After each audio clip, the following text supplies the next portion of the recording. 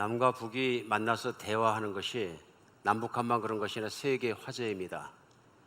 지금 동서 냉전이 끝났을 때 그 뉴스도 대단한 것이었지만 이제 북에서 지도자가 나와서 대화하겠다, 평화를 얘기하는 것만으로도 세계는 흥분합니다. 또 저희들에게도 참 좋은 일이고요. 근데 저희가 지난 한 2주 동안 그래도 좀 돌아봐야 되겠다는 생각이 들었습니다. 너무 쉽게 잊어버릴 수 있는 것들. 그래서 한국 전쟁에 대한 다큐멘터리를 제가 찾아보다가 저도 전에 보지 않았던 미국군의 역사 속에서 가장 참혹했던 전투로 기록되는 한국 전쟁이 있습니다. 한국 전쟁의 한 전투가 미군에 들어가면 미국 전사에서 전체 역사 중에서 가장 참혹한 전투로 꼽히는 전투가 있었습니다. 그래서 마침 넷플릭스에 나오는 다큐멘터리 중에서 The Battle of Chosin 하는 그 다큐멘터리가 있습니다. 물론 다큐기 때문에 무슨 만든 거나 조작된 얘기가 하나도 없고 아마 그 당시의 상황을 그대로 간증과 촬영과 사진들을 통해서 그대로 엮었습니다. 참 많은 생각 중에 그것을 제가 오랜만에 몰입해서 보았습니다. 그 배경이 이렇습니다. 6.25 때 북한에서 남침을 해 들어와서 불과 한 2, 3일 만에 서울이 함락됩니다. 북한이 그 기세를 몰아서 땅끝까지 내려가는데 낙동강 지역까지 내려갑니다. 요즘 사상이 불건전한 사람들이 가끔 남침을 북침이다 막 얘기하고 그런 사람들이 어이가 없는 얘기입니다. 왜냐하면 전 세계가 유엔에서 남침으로 분명히 인정을 하고 연합군을 파견했기 때문에 그렇습니다. 그리고 그렇게 허무하게 무너질 리가 없는 거죠. 불과 2, 3일 만에 수도가 점령될 일이 없는 거죠. 어쨌든 당시 연합군에서 사령관으로 참여했던 메가더 사령관은 우리가 아는 것처럼 모든 북한군들이 남쪽으로 쏠려 있을 때 한반도의 중허리를 자르는 인천 상륙 작전을 감행합니다. 인천 상륙 작전이 성공하자 북한군의 중허리가 잘라서 보급선이 차단되고 지휘 체제가 무너져 버렸습니다. 이 순간에 패닉한 거죠. 그래서 산속으로 들어가서 갑자기 북한군들이 빨치산이 되어버리고 숨어버렸습니다. 밤에만 나와서 활동하는 숨어있는 군대가 되어버렸습니다. 그 기세를 몰아서 38선까지 회복할 것인가 아니면 몰아서 통일을 시켜버릴 것인가 하는 난제 속에서 메가더 사령관이 끝까지 밀어버리겠다는 결론을 내리고 나서 미군의 명령을 내서 있는 속도를 다해서 전속도로 압록강과 두만강 경계선을 향해서 밀어붙여버립니다. 그래서 아주 짧은 시간에 와해된 북쪽에 정말로 북한군이 없는 그 지역을 틈타서 북진하기 시작합니다. 그때 아마 동쪽에서 가장 깊이 들어갔던 부대가 미 해병 1사단이라 그럽니다.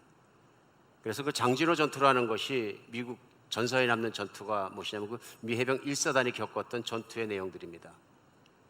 우리가 잘 알고 있는 함흥, 흥남부도 북쪽 지역에서 있는 산악 지역에서 일어난 일입니다. 해발 고도가 평균 1000m가 넘습니다. 그런데 그 전투가 11월 1950년대 전쟁이 발발한 해에 11월 마지막 주에서 12월 세 번째 주까지에 걸쳐서 한 달간 일어난 전투입니다. 이 전투 속에서 저도 보다 보니까 사람이 눈 뜨고 볼 수 없는 환란이 일어납니다. 왜냐하면 미군은 준비되지 않은 상태였었고 이제 압록강까지 밀어붙이기만 하면 된다고 밀고 올라가다가 밤을 맞았습니다. 산악 지역에서 장진호를 준비를 해서 사단 부대가 13,000명이 흩어져 있고 진을 형성해서 밤잠을 자는데 유엔에서도 몰랐고 미군 정보기관도 깨닫지 못했던 중공군이 밀고 들어온 게 첫 번째 전투가 시작됩니다. 그래 중공군이 모택동의 명령에 따라 수십만 명의 국경지대에 중국 지병에 있는 건 알았지만 절대로 중공군은 넘어오지 못한다. 왜냐하면 넘어오면 3차 대전이 시작되기 때문에 미국은 핵폭탄을 가지고 있었고 중국의 실력으로는 당시 실력으로는 미국을 도전하지 못한다 하는 판단 때문에 메가더 사령관도 그러고 아무도 중공군이 직접 쳐내릴 것이라고 생각하지 않았습니다. 중공을 방비하고 있는 것이다 본 것이죠. 그런데 실제로 모택동의 명령에 따라서 13,000명의 미 해병 1사단이 밀고 올라간 길에 13만 명의 중공군 군대가 밀려 들어오게 됩니다. 한밤중에 첫 전투가 시작되는데요. 미군들은 넋놓고 있다가 중공군 군대가 몰려오는데 뭐 나팔 소리와 꽹매기 소리와 막 그냥 소리가 나면서 올라오는데 그냥 새카맣게 사람이 밀려 올라온 겁니다. 나중에는 그들의 전선이 무너져 버리고 중공군과 싸우는데 저기 앞에 있는지 뒤에 있는지 옆에 있는지 한밤중에 모르니까 아무데나 보이면 다 쏘는 것입니다. 대개는 그때 회상에 의하면 5m 앞에서 보인다고 합니다. 사람이 5m 앞까지 와야지 바로 앞에 온 거죠.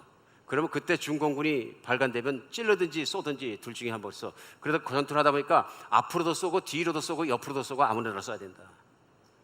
우리 상상할 수 있지 않습니까? 얼마나 참혹한 야간 전투가 벌어졌는지. 밤새도록 싸웠는데 중공군이 낮이 되니까 물러갑니다. 그래서 숨습니다.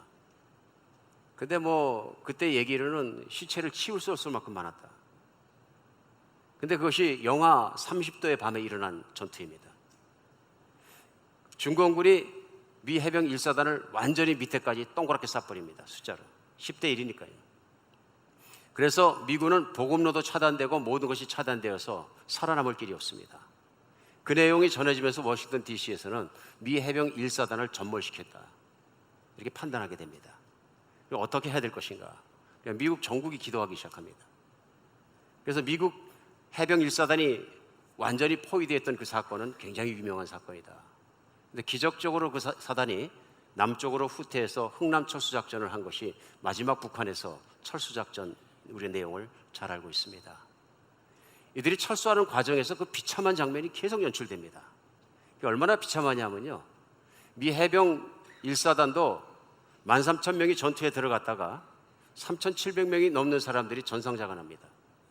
또 나머지 3,700명 이상 넘는 일반 정상자가 납니다. 일반 정상자라는 건 전투와 관계없이 다치거나 죽은 사람들입니다. 근데 3,700명 나머지 있는 사람이 다 뭐냐면 동상 환자입니다. 얼마나 산꼭대기에 추운 날씨였는지 그 몇 주간을 지내면서 음식도 제대로 못하고 잠도 못 자고 신발도 벗지 못하고 싸우면서 걸어 내려오는 것입니다. 근데 이들이 얼마나 비참한 추위를 견뎠는지 미군 병사가 한번 후방까지 부대까지 다 들어와서 군화를 벗는데 그 장면을 그 당시에 영상으로 찍었더라고요. 근데 새카만 발이 천천히 빠집니다. 군화를 벗으니까 발가락이 없습니다. 동상에 걸려갖고 퉁퉁 부었다가 썩어가지고 군화 속에서 발가락이 빠지고 발만 빠졌는데 발도 새카맣게 다 썩었습니다. 근데 그 다리까지 썩지 않고 살아남을 수 있는 가장 큰 이유는 너무 추웠기 때문에 다리가 다 얼어 있었기 때문에 자르면 되었다. 발이 남아있을 때로 썩었기 때문에 군의관이 어차피 자르게 되는데요, 일본으로 후송되면은 한두 사람만 그런 게 아니라 전체 병사가 거의 다 동상에 걸렸다. 더 비참한 건 그 다음 장면에 제가 보니까 중공군이 투항합니다. 투항해서 항복해서 연합군 쪽으로 오는데 보니까 그들이 죽는 것이 무서워서 온 것이 아니라 굶어 죽는 것이 무서워 추워 죽는 것이 무서워서 살려달라고 합니다. 그들의 첫 번째 얘기가 뭐냐면 살려주세요입니다. 근데 미군에게도 더 이상 입을 옷이 없고 먹일 것이 없습니다. 근데 그 중공군에 촬영을 했는데 보니까 그 추운 겨울에 산꼭대기에 중공군의 발이 맨발입니다. 입은 것이 없습니다. 신은 것도 없습니다. 얇은 솜으로 누빈 것 하나 입었습니다. 근데 그 발을 보니까 미군 표현에 하면 아이다호 포테이토처럼 엄지발가락이 불러 올라왔다는데 저도 보니까 이만해졌습니다. 발가락이. 그 발을 가지고 뭐 새끼 같은 거로 발을 묶고서는 살아남아서 살려달라고 뛰어온 모습을 볼 수 있습니다. 더 힘들었던 거는 연합군이 철수하기 시작하자 연합군 숫자보다 훨씬 몇 배나 되는 피난민들이 따라붙은 것입니다. 몇만 명의 피난민이 따라붙었는데요, 그 피난민이 각색 없이 현장 사진을 그대로 활동 사진을 찍어서 돌려주는데 보니까 뭐라고 말을 할 수가 없습니다. 아이들까지도 뭐 큰 여자아이가 짐을 지고 막 뛰는데 보니까 입은 게 없습니다. 어떤 할머니 떠시는데 보니까 무명으로 만든 헛저고리 하나 입으셨어요. 헛저고리. 아무것도 안 있었죠. 헛치마에 헛저고리, 무명치마, 무명저고리. 그분이 떠는데 정말 사시나무를 떠는 거예요. 며칠이고 산속에서 그러면서 피난 오신 건데 미군들이 탄식합니다. 도와줄 것이 없다. 그러고 살아남은 거죠. 그래서 그 행렬이 밀고 내려와서 우리가 아는 것처럼 흥남부도까지 내려오게 되고 함흥철수작전을 시작하는 거죠. 많은 분들이 봤다 그러는 국제시장이라고 그러나요? 뭐 그 영화의 처음 시작이 흥남부도에서 철수작전부터 시작되는 것 같습니다. 죽느냐 사느냐 하나 속에서 미군들이 무기를 버리고 피난민들을 심어서 수만 명을 갖다가 거제도와 부산으로 빼게 됩니다. 저는 참여해봐지 모르겠지만 그 다큐멘터리를 보다 보니까 정말 비참하다. 비참하다. 수많은 사람이 죽고요. 중공군은 이리 말할 수가 없습니다. 그 전투에서 37,000명이 죽었습니다. 불과 몇 주 사이에. 시체가 얼마나 많았는지 현상에 사진에 나온 거 보니까 해병대는 동료의 시체를 버리지 않고 나오는 것으로 유명합니다. 목숨을 걸고 끌고 나오는데요.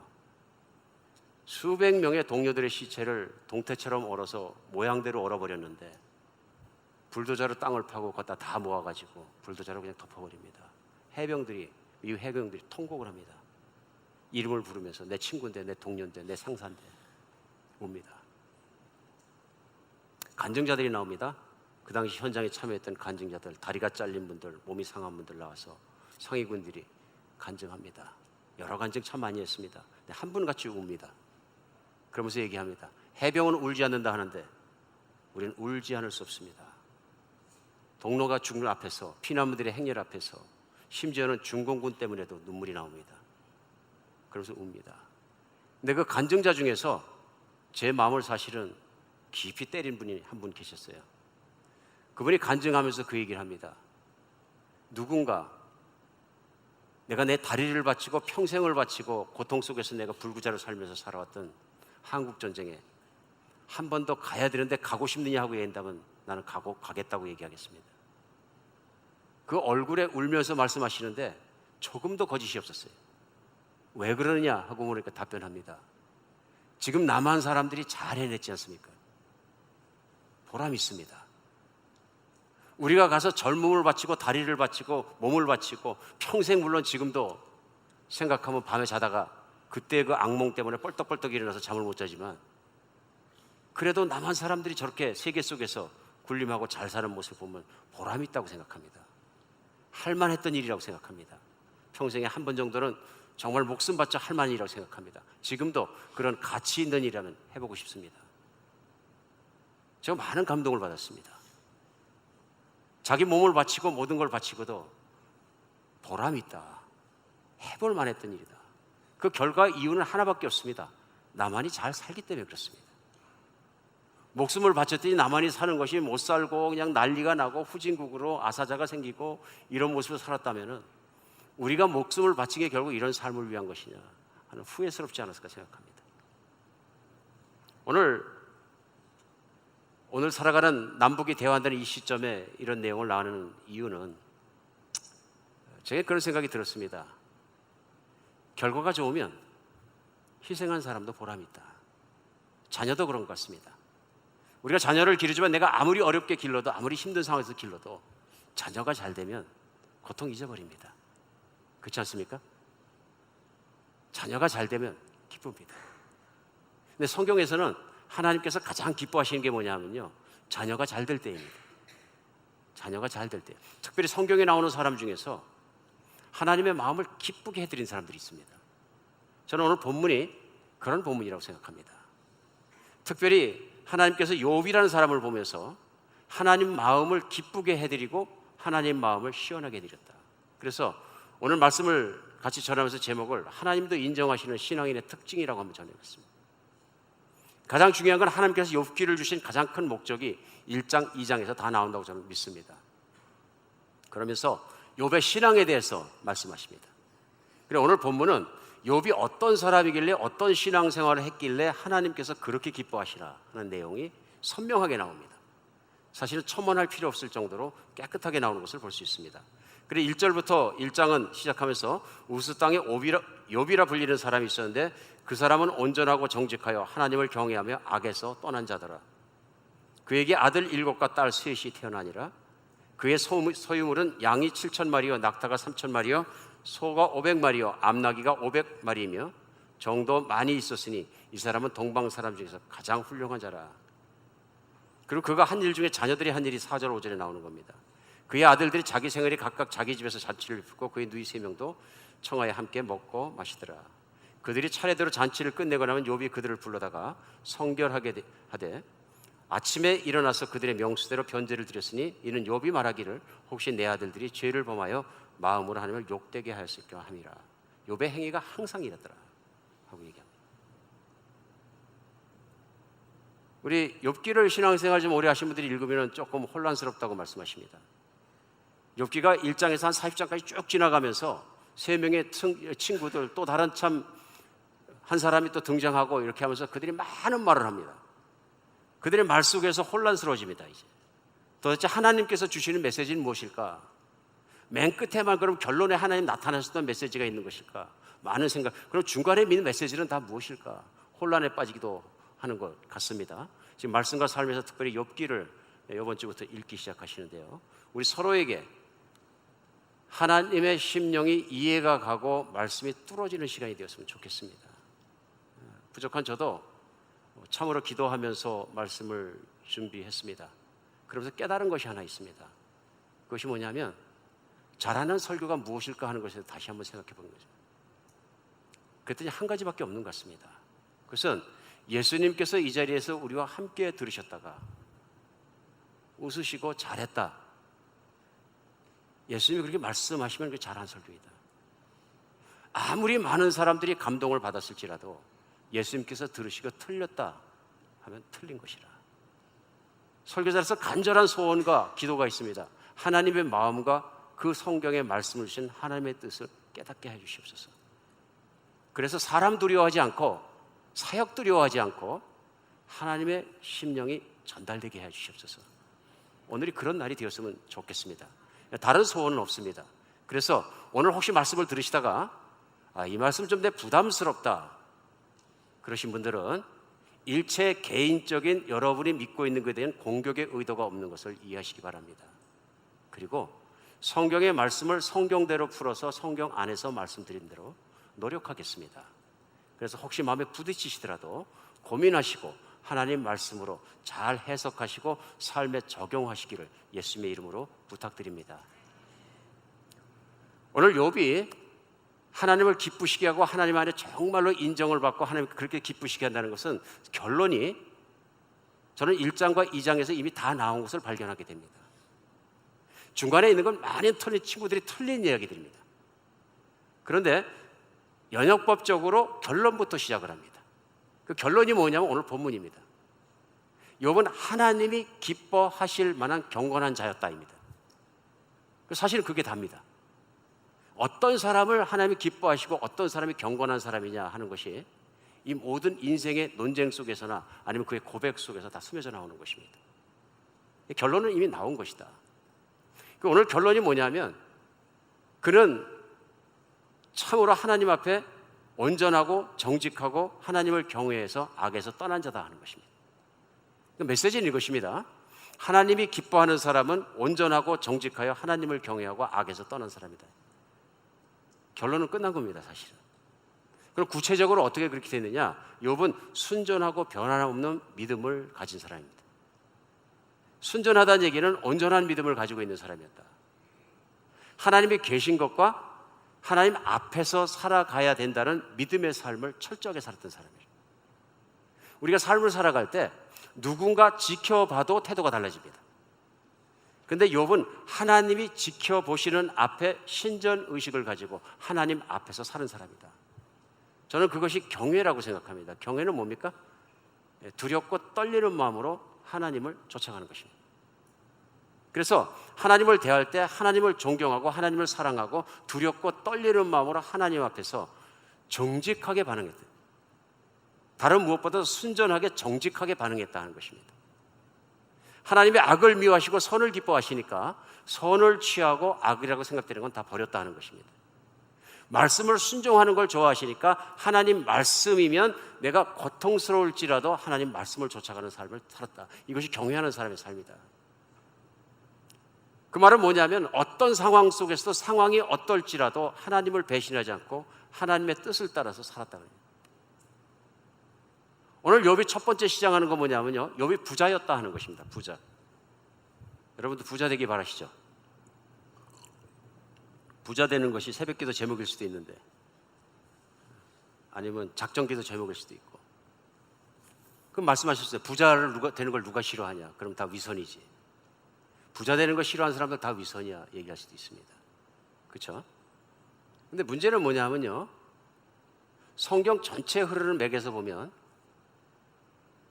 부자가 되는 것이 꼭 복되지 않은 것이라는 그런 내용들이 많이 나옵니다. 부자가 복이 없다. 정말입니다. 오늘 말씀을 좀 샤킹하다고 말씀드렸습니다. 부자가 되는 것이 리스키하다. 인생에 엄청 리스키하다. 대표적인 얘기가 뭐냐면 예수님께서 부자가 왔는데 부자 청년부가 하신 말씀이에요. 부자가 천국 들어가는 게 낙타가 바늘구멍 들어가는 것보다 힘들다. 누가요? 부자가요. 마태복음에서 5장에서 말씀을 전하시면서 심령이 가난한 자는 복이 있나니 천국이 저희 것이요. 누가복음에서는 그냥 심령을 빼고 가난한 자는 복이 있나니 천국이 저희 것이요. 그러면 심령이가 빠진 것뿐이지 누가복음에서도 그냥 가난한 자, 돈이 없는 자, 그런 자가 아니고 마음이 가난한 자를 얘기하는 것이라고 확대 해석합니다. 아닙니다. 왜 그러냐면 선지자에서 그렇고 나중에 요한의 제자들이 예수님께 사람을 보내서 당신이 오시라 할 그이가 맞습니까? 하고 여쭤봤을 때 가난한 자들에게 복음이 전해진다고 하라. 왜 그렇습니까? 가난한 사람들은 쉽게 마음이 낮아집니다. 쉽게 겸손해집니다. 근데 부자의 가장 큰 문제점은 뭐냐면요, 돈 때문에 교만해지는 데 있습니다. 오늘날 자본주의가 풍미하는 세상 속에서 세상에서 힘주려고 그러면 딱 한 가지가 필요한데 그게 뭐예요? 돈입니다. 돈 없으면 심지어는 사람 대접 못 받습니다. 그렇죠?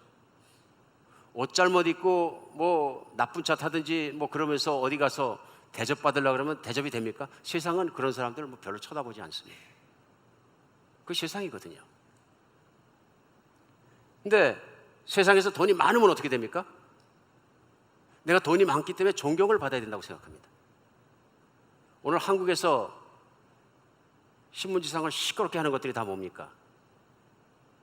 부잣집 아들로 태어나고 부잣집 손자로 태어났다. 내 부자 3세다. 부자 2세다. 그러니까 당연히 우리 아버지가, 우리 할아버지가 회장님이셨기 때문에 나는 당연히 기업의 사장이 돼야 된다. 이 당연 논리 속에서 자라나고 먹고 살면서 사장이 되고 전무가 되고 부자가 된 사람들이 연일 신문에 떠오릅니다.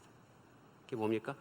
그들의 처세가 마치 자기 부하 직원은 신분이 엄청 낮은 사람이고 나는 높은 사람인 것처럼 멸시하는 태도를 보이기 때문에 반발하는 것입니다.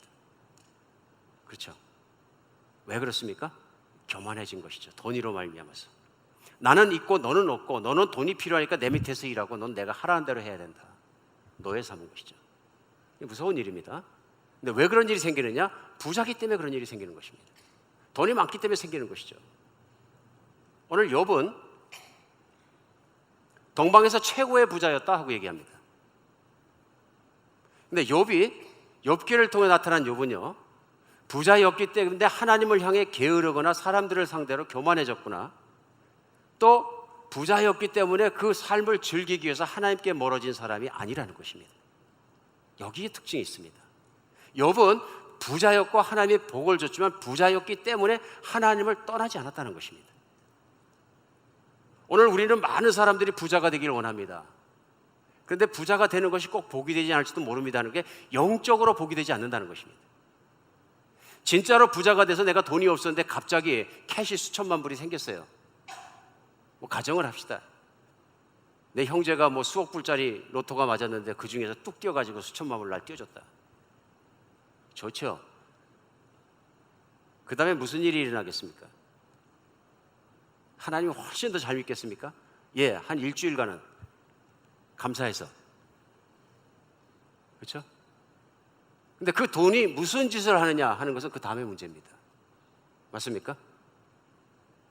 누구도 개런티할 수 없는 사람의 태도와 생각의 변화가 올 수 있다. 뭐 때문에? 돈 때문에요. 전에는 내게 그런 것이 없었는데 돈 때문에 내 변화가 일어날 수 있다는, 이것이 인간의 연약함인 것 같습니다. 인간이 하나님 앞에 가지고 있는 가장 큰 문제는 욕심입니다. 인간이 죄를 짓는 가장 큰 이유도 욕심입니다. 그런데 만약에 예수님을 믿는다 그래서 내 안에 있는 욕심의 문제가 해결이 되지 않았다면 돈은 저주일 수 있습니다. 왜 저주입니까? 세상에 살아가는 건 몇십 년 잠깐입니다. 그러나 예수님과 함께 살아가는 기간은 영원한 것입니다. 근데 만약에 그 돈 때문에 내가 세상을 살면서 하나님을 슬프게 해드리고 화나게 해드리고 하나님과 심지어는 적이 됐다 그러면 언젠가 우리 모두는 신앙으로 믿음으로 말미암아서 예수님 앞에 가서 설 터인데 그 앞에 섰을 때 예수님께서 나보고 뭐라 하시냐 하는 결론을 남겨놓고 있다는 것이죠. 맞습니까? 누구나 하나님을 볼 것이다. 예수님을 얼굴로 볼 것이다. 그때 예수님께서 나에게 하실 말씀입니다. 이때 가장 치명적이었던 것이 예수님께서 너는 나를 섬기지 않고 여태까지 돈이란 신을 섬겼느니라. 이 말을 듣고 싶은 사람이 어디 있겠습니까?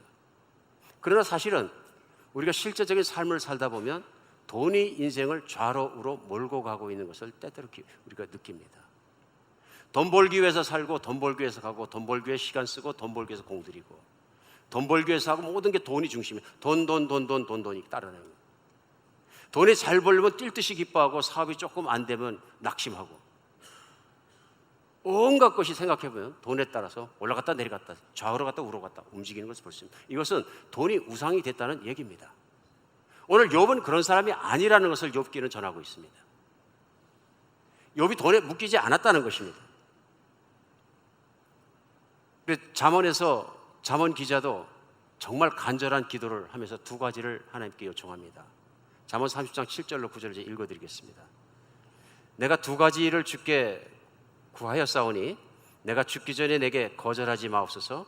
곧 헛된 것과 거짓말을 내게서 멀리 하옵시며. 제일 먼저 뭘 구합니까?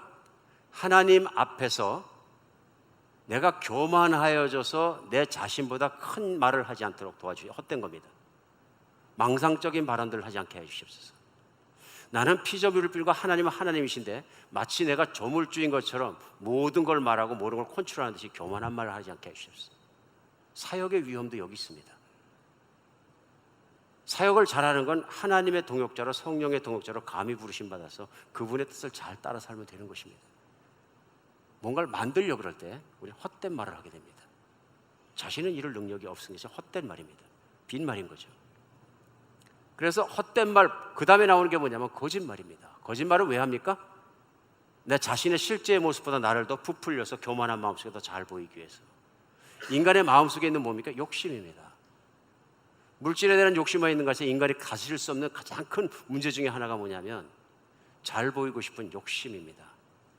이 욕심 때문에 만약에 어떤 사람이 나에게 자존심 사랑하는 말 한마디만 들었어도 내가 평생을 끙끙 앓면서 몇 배로 보복을 하려고 뛰어다니고 생각하고 내 행동이 그렇게 가고 있다면 나는 선한 길이나 순전한 길하고는 전혀 반대의 길을 뛰어가게 되는 거죠.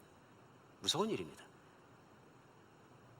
그것을 잠언 기자는 구하고 있는 것입니다. 헛된 것이나 거짓된 것을 멀리하게 해주시고, 그 다음에 두 번째가 뭐냐, 나를 가난하게도 마옵시고 부자로도 마옵소서. 두 번째는 재정으로부터 내가 재물로부터 자유롭게 해주시옵소서. 그러면서 9절에 보면 내가 배불러서 하나님을 모른다 여호와가 누구냐 할까 하며 내가 가난해서 도둑질하고 하나님의 이름을 욕되게 할까 두렵습니다. 가난해서 돈 때문에 도둑질하고 법을 어기게 되면 그것도 하나님을 욕되게 하는 것이다. 그러니까 너무 가난하게도 마옵시고 너무 부자로 주체할 수 없게 만들도 말아주시옵소서. 얼마나 현실적. 왜 이런 기도를 하게 되는 겁니까? 저에게 가장 중요한 것은 하나님 앞에 섰을 때 하나님 앞에서 내가 좋은 사람으로 발견되고 싶습니다. 내 욕망을 채우는 것이 행복도 아니고 내 모든 걸 갖는 것이 내 인생의 꿈도 아니고 난 오직 하나님께 인정받는 삶을 살게 해 주시옵소서. 이 간절한 기도인 거죠. 재물을 얼마나 가지고 있느냐 하는 문제보다는 그 재물에 대한 소유 욕망이 문제입니다. 그 욕심을 제어할 수 있는 진정한 믿음이 있느냐 하는 것입니다. 어떤 분이 부는 진리를 보지 못하게 한다 이렇게 얘기했습니다. 그러니까 여러분과 제가 살아가고 있는 세상에 가장 무서운 적은 사실은 재물입니다. 아테네에 있는 한인교회 중에서 이단 사상이 침투해갖고 교회가 박살난 게 몇 개나 됩니까? 반대로 아틀란타에 있는 그리스도인 중에서 하나님 말씀보다는 재물을 음란하게 쫓고 있는 성도는 얼마나 있을 것 같습니까? 성경은 분명히 얘기합니다. 이것이 우상숭배라 하고 얘기합니다. 우상은 다른 곳이 있는 것이 아니라 돈이 우상입니다. 돈이 나쁘다고 오늘 주일 강단에서 말씀드리는 것이 아니라 돈을 제어하고 좋아하는 것을 다룰 수 없는 내 심령의 문제예요. 내 마음에 그것으로 말미암아 올라갔다 내려갔다 좌로 갔다 우로 갔다 쫓아갈 수밖에 없는 심령이라면 나는 하나님을 믿는 것이 아니라 돈을 쫓아가고 있는 것입니다. 오늘 말씀이 좀 아프더라도 우리가 이것이 하나님 말씀의 진리인가 하고 곰곰이 말씀을 중심으로 생각하는 주일이 되었으면 좋겠습니다.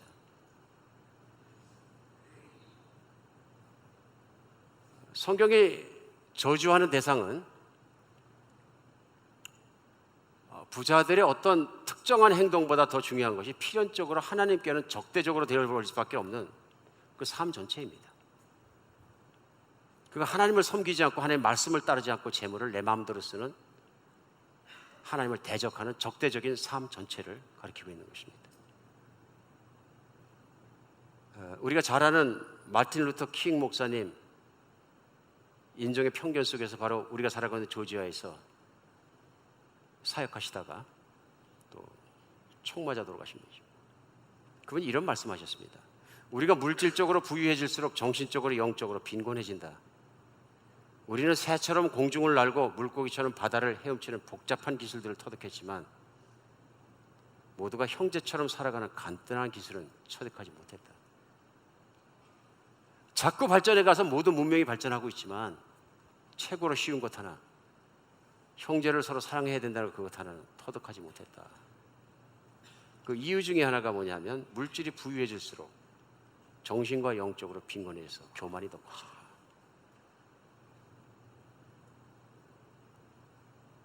욥은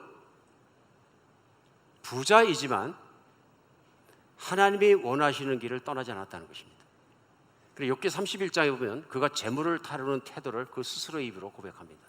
그 내용이 뭐냐면 31장 24절로 25절이에요.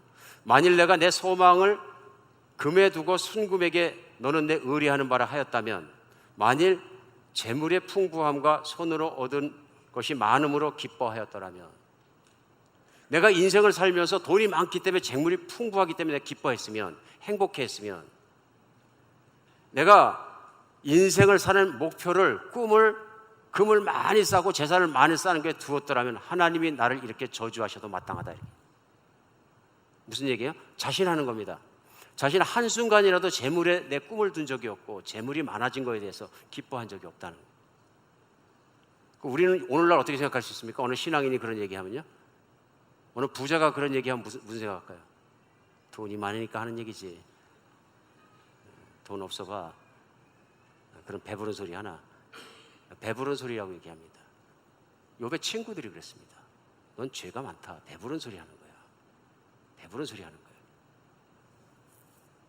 욥의 진심이었습니다. 오늘 본문은 1장에서 시작하면서 욥은 순전한 사람이라고 얘기하는 겁니다. 정직하고 경건하고 악에서 떠났고 솔직한 사람이다. 솔직한 욥의 고백이 뭐냐면 나는 돈에다가 기대하지 않는 사람이다. 근데 그 앞에서 16절에서 31장은 그가 이렇게 얘기합니다. 31장 16절에 욥기요. 내가 언제 가난한 자의 소원을 막았거나 과부의 눈으로 하여금 실망하게 하였던가. 그러니까 내가 언제 가난한 자가 배가 고프다고 찾아오면 그 소원에 흡족하도록 먹이지 않았던가, 이런 얘기. 조금 몇 푼 도와준 게 아니라 그들의 배고픔이 해결될 만큼 흡족하게 그들을 먹이지 않았느냐, 그런 얘기. 과부의 눈이라 하여금 실망하게 했던가. 과부가 눈 속에 바라는 것이 있으면 충분히 바라고 행복할 만큼 그들을 먹이지 않았던가, 그러냐. 17절. 나만 혼자 내 떡덩이를 먹고 고아에게 그 조각을 먹이지 아니하였던가. 실상은 내가 젊었을 때부터 고아에게 이르기를 그의 아비처럼 하였으며, 주변에 있는 고아들이 있으면 친아버지처럼 그들을 데려다 키웠다는 것입니다. 뿐만 아니라 내가 어렸을 때부터 과부를 인도하였노라. 세상에서 내 능력으로 먹고 살 수가 없는 고아나 과부들이 있으면 내가 그들을 다 먹여 살렸느니라. 이게 욥입니다. 하나님이 기뻐하실 수밖에 없습니다. 부자인데도 그냥 내 것을 가지고 믿음을 지킨 것이 아니라 하나님이 주신 재물을 바른 길로 잘 썼다는 것입니다. 성경 안에서, 특별히 신약 성경에서 하나님의 책망을 많이 듣는 것이 부자입니다. 그 이유가 뭐냐면 내가 말세에 돈을 쌓았도다. 쌓는 것에 대해서 항상 우리 주님께서 질타하십니다. 쌓는 것은 곧 욕심으로부터 오는 것이다. 나눌 줄을 모르는 것이다. 내가 재물을 가지고 있지만 쌓았기 때문에 나눌 줄을 모르게 되면 어떻게 되느냐면 그것이 나에게 화가 된다. 내가 쌓아놓은 그 재물이 마지막 날에 예수님의 얼굴과 얼굴 볼 때 나를 불같이 태울 것이다. 얼굴로 부끄러워할 것이다 하는 얘기입니다. 오늘 말씀이 사실 우리 본능적으로 신나는 말씀은 아닙니다. 오늘 이런 삶을 살 수 있는 것은 왜 그러냐면요, 예수님께서 십자가에 나를 위해, 내 죄를 위해 못 박혀서 돌아가셨기 때문에 가능해지는 것입니다. 하나님은 우리에게 주신 가장 큰 복은 뭐냐면요, 욕심으로부터 자유해지는 것입니다. 조금 있어도 살고 많이 있어도 살고 어쩌건 살지만은 나는 이 세상 사는 동안에 내가 필요한 최소한의 것으로 자족하며 살면서 주님 주신 모든 것은, 내가 그것이 재물이 되었던, 은사가 되었던, 노력이 되었던, 건강이 되었던 하나님을 위해 쓰겠습니다는 헌신이 있는 십자가의 은혜를 아는 사람만이 욕심으로부터 자유하다. 그러니까 갈라디아서 말씀처럼 그리스도 예수의 사람은 정과 욕심을 십자가에 못 박았느니라. 예수님을 믿고 있다는 가장 큰 증거가 뭐냐면요, 가난해도 괜찮고 부자해도 괜찮고 재물에 묶이지 않았다는 자유함입니다. 왜요? 하나님께서 모든 걸 가진 풍요하신 하나님께서 나를 위해서 그 아들을 주셨고 모든 걸 바치셨으므로 그것이 머릿속에만 있는 믿음이 아니고 실제 삶 속에 드러나서 이제는 내가 과거에 살았던 내 돈에 물려갖고 절절매고 살아가지 않겠습니다. 내가 울고 웃고 원수 맺고 난리치고 하는 거 보니까 다 재물에 대한 것이요, 더 이상 그렇게 살지 않겠습니다. 나에게는 정말로 밝은 예수 그리스도 내 주님께서 내 집을 짓고 기다리시는 그 나를 학수고 되시는 그곳이 나를 기다리고 있습니다. 부가 진리를 못 보게 하는 것이 아니라 이제는 예수 그리스도 십자가의 그 진리가, 복음의 진실이 내가 현실에 눈 감겨 있던 눈을 열어주시고 이제 진리를 따라가는 것이 진정한 신앙생활입니다. 이 복을 모르면, 복음의 복을 모르면, 복음을 누릴 수가 없으면 신앙생활은 반드시 돈에 끌려가게 돼 있습니다. 반드시 끌려가게 돼 있습니다. 그렇죠? 무언가는 믿어야 살거든요. 사람은 무언가를 믿어야 삽니다. 그런데 예수님의 이 진리를 믿지 않으면 반드시 돈에 끌려가게 돼 있다. 오늘 마귀가 하나님께 와서 욥을 부자로 만들었으니까 하나님께 잘 따르는 거지, 거지 만들어 보세요 따르나. 그게 욥기입니다. 실제로 무슨 일이 일어납니까? 정말로 동화 같은 얘기가 일어납니다. 욥이 하루아침에 가진 걸 다 잃어버립니다.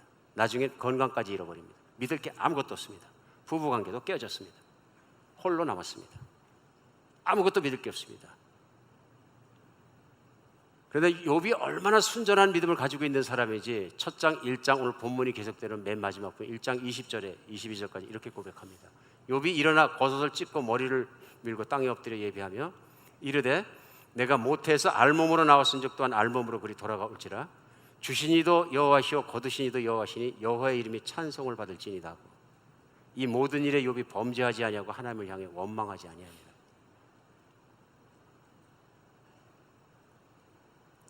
성경의 메시지는 이런 훌륭한 욥이 있었지만 이스라엘에 그 많았던 사람들은 불과 손가락 꼽는 소수만을 제외하고는 광야에서 몽땅 하나님을 원망했습니다. 그 이유는 뭐냐면 잘 먹고 잘 사는 것 때문에 그렇습니다. 그 약속했다는 땅 가나안 땅에 대해서 그들이 한 얘기가 사무엘서 열왕기 상하 우리가 읽어왔던 모든 성경 속에 드러납니다. 그들은 세상과 잘 먹고 잘 사는 것을 하나님보다 훨씬 사랑해서 하나님 말씀을 저버리고 뛰어갔더라. 구약 성경 수천 년 전에만 나오는 이야기일까야 하는 것입니다. 우리의 신앙생활을 돌아볼 수 있는 여러분과 제가 되었으면 좋겠습니다. 그것이 재물이 됐건 세상이 미치도록 흠모하고 있는 성공주의적인 어떤 것에 성공이 되었건 우리는 한번 면밀하게 돌아봐야 할 문제입니다. 모든 걸 다 잃어버리고 모든 걸 흔들고 그랬을 때에도 욥에게 남은 건 하나밖에 없는데 하나님만 남았더라. 하나님의 주권만 그 안에 들었더라 하는 것입니다. 여러분과 제 믿음도 예수 그리스도에게 나의 모든 걸 드리고 내가 새 생명을 받았기 때문에 세상으로부터, 재물에 대한 욕심으로부터, 성공에 대한 탐욕으로부터 자유한 여러분과 제가 됐으면 좋겠습니다. 오늘 마지막으로 욥에게 우리가 발견할 수 있는 하나님이 인정하시는 특징, 사람의 특징 중에 두 번째 것은, 첫 번째 것은 순전하고 변함없는 믿음이고요, 두 번째 것은 본을 통한 자녀를 양육했다는 것입니다. 자녀를 양육하는데 실제적인 신앙의 본을 통해서 했다, 그런 얘기입니다. 오늘 이제 어린이날이고 5월달이 가정의 달입니다. 곰곰이 생각해 보았습니다. 제 인생도 생각해 보고 자녀 교육도 생각해 봤습니다. 교회도 생각해 보았습니다. 우리 현대인이 살아가면서 가장 현재 잘못하고 있는 게 자녀 교육입니다. 물론 돈을 다루는 게 가장 심각한 문제고요. 피부에 닿는 문제이고요. 두 번째는 자녀 교육의 문제입니다. 때에 따라 우리가 자녀 교육을 하면서 얼마나 자녀 교육을 잘하고 있다고 착각하는지 모릅니다. 정말 그렇습니다. 엄청난 착각을 하고 살아가는 겁니다. 오늘 욥이 자녀 교육을 하는 걸 보면 얼마나 자녀 교육을 열심히 하는지 우리 알 수 있습니다. 우선은 자녀를 격려하는 자입니다. 그들이 얼마나 존귀한 자인지를 생일을 통해서 대표적으로 보여줍니다. 생일이 되면 그들을 기쁘게 합니다. 파티도 열어주고요. 우리도 흔하게 거기까지는 할 수 있습니다. 근데 문제는 그 다음입니다. 오늘 보면 뭐라 그럽니까? 생일 다음 날 욥이 한 일입니다. 생일 다음 날에는 그 생일 맞은 아들과 다른 아들도 오라 그래서 뭐합니까? 제사 드립니다. 5절에 보면 그들이 차례대로 잔치를 끝내면 욥이 그들을 불러다가 성결하게 하되, 여기서 중요한 게 뭐냐면 그들을 불러다가입니다. 불러다가. 욥만 제사를 지낸 게 아니래요. 어젯밤에 잔치를 했기 때문에 술을 마시고 장성한 아들들 딸들이기 때문에 재밌게 놀았을 텐데, 춤도 추고. 그러면 그 아이들을 불러다가 하나님 앞에 성결하게 했다는 얘기는 회개하게 만들었다. 이런. 무엇을 회개했느냐? 그 다음에 나옵니다. 그들의 명수대로 번제를 드렸으니 욥이 말하기를 혹시 내 아들들이 죄를 범하여 마음으로 하나님을 욕되게 했을까? 뭐래요? 마음으로요. 내 자식들의 마음이 하나님 앞에서 더러워졌을까 함이라. 그게 뭡니까? 저는 이렇게 믿습니다. 음란하며.